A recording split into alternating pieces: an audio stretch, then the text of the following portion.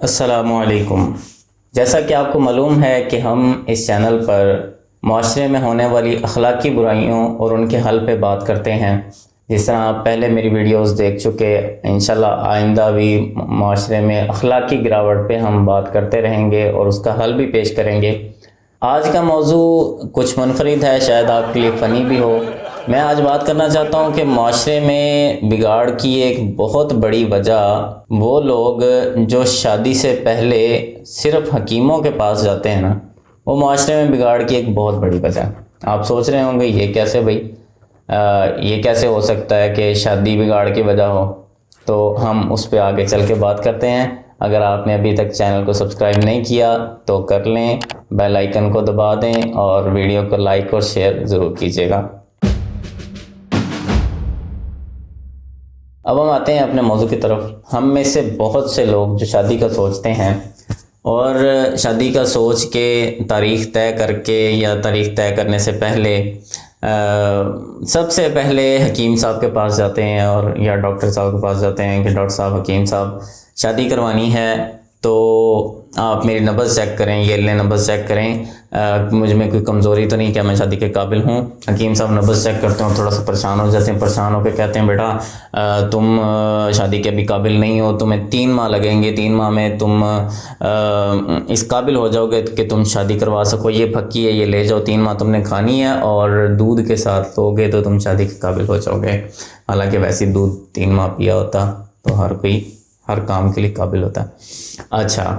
آپ سوچ رہے ہوں گے کہ احمد صاحب یہ کیا بات ہوئی کہ آپ نے شادی کو ہی معاشرے میں بگاڑ کی وجہ بنا دیا؟ تو میں شادی کو معاشرے میں بگاڑ کی وجہ نہیں کہہ رہا، میں ان لوگوں کو معاشرے میں بگاڑ کی وجہ کہہ رہا ہوں کہ جو شادی کو کچھ سمجھتے ہی نہیں ہیں، شادی کو فقط انجوائمنٹ سمجھتے ہیں، شادی کو ایک لطف اندوزی کا ذریعہ سمجھتے ہیں، شادی کو فقط ایک ایکٹیویٹی سمجھتے ہیں یا ادروائز جو بھی۔ میں کہنا چاہتا ہوں کہ شادی سے پہلے نبض چیک کروانے حکیم صاحب کے پاس تو جاتے ہیں، لیکن شادی سے پہلے نبض چیک کروانے نبی اکرم صلی اللہ علیہ وسلم کے پاس نہیں جاتے، قرآن نہیں کھولتے، حدیث نہیں کھولتے، پوچھتے نہیں ہیں کہ شادی کا وجہ کیا ہے، شادی کا مقصد کیا ہے، اس کے بعد جو اولاد ہونی ہے، جو تمہارے گھر میں بیوی آنی ہے، اس کے معاملات کیا ہیں، اولاد کی تربیت کیسے کرنی ہے، نہیں پوچھتے۔ اور یہ بھی نہیں پوچھتے کہ شادی کے اوپر رسومات کون کون سی کرنی ہیں، وہ کیا ہیں، ان کا طریقہ کار کیا ہے، اس کے اخلاقیات کیا ہیں، اس کے ایتھکس کیا ہیں، نہیں پوچھتے ہم۔ اور ایسا ہوتا ہے کہ شادی جب ہو رہی ہوتی ہے اس وقت جو رسومات جو خود بنائی گئی ہیں وہ ایسی رسومات ہوتی ہیں کہ جس سے پورا محلہ، پورے ہمسائے تنگ ہو رہے ہوتے ہیں، اور ایک طرف لوگ شادی والے گھر میں انجوائے کر رہے ہوتے ہیں اور پورا محلہ تنگ ہو رہا ہوتا ہے اور بددعائیں لیتے ہیں، اور اس بددعا کے نتیجے میں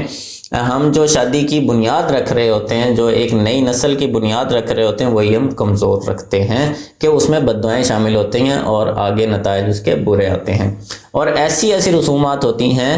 کہ الامان الحفیظ، اور ان کا تذکرہ بھی ہم نہیں کر سکتے، ایسی رسومات ہوتی ہیں۔ اور جس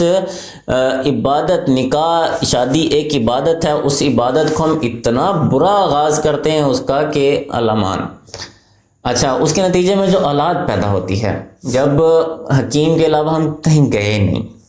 ہم نے نہیں پوچھا قرآن سے حدیث سے کہ اولاد کی تربیت کیسے کرنی ہے، بیگم کے ساتھ معاملات کیسے کرنے ہیں، تو ہم وہ نتیجے میں آنے والی جو اولاد ہے اس کی جب تربیت نہیں کی ہوتی، وہ جب معاشرے میں قدم رکھ